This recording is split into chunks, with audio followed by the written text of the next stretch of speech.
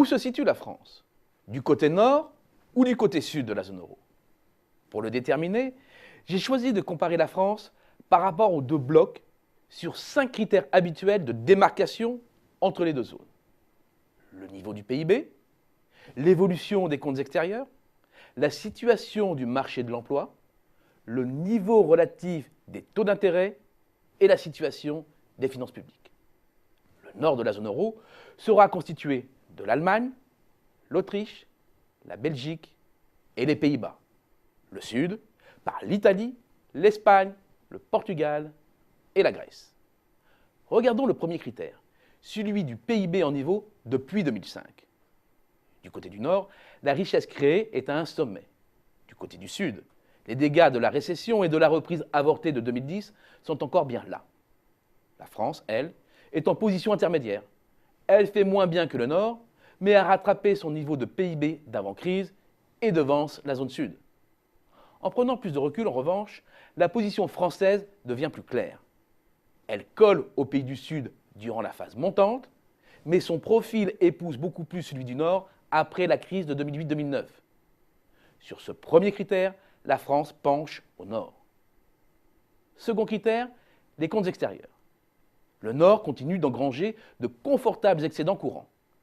Le solde a été propulsé au-delà de 250 milliards d'euros en 2013, selon nos estimations. C'est son record historique. Pour sa part, le Sud est passé d'un déficit abyssal à un léger excédent. Le fossé s'est réduit, mais il reste important. Quant à la France, elle se démarque en restant dans le rouge. En matière de comptes extérieurs, la France verse sans conteste du côté du Sud. Troisième critère, le déséquilibre du marché du travail appréhendé via le chômage. Il est au plus bas dans la partie nord, à 5,5% de la population active. Il est au plus haut dans la partie sud, à plus de 18,5%. Avec près de 11% de chômeurs, la France se retrouve entre les deux. Et compte tenu de la dynamique actuelle de l'emploi, elle va y rester. Pas de vraie démarcation donc sur ce critère. Les conditions d'emprunt des États maintenant, mesurées par le taux des obligations d'État à 10 ans. L'écart s'est resserré courant 2013 entre le Nord et le Sud, signe de l'apaisement des craintes des marchés sur la stabilité financière de la zone euro. Mais les taux exigés au Sud sont toujours très élevés, à plus de 4,5% contre à peine plus de 1,7% pour la partie Nord.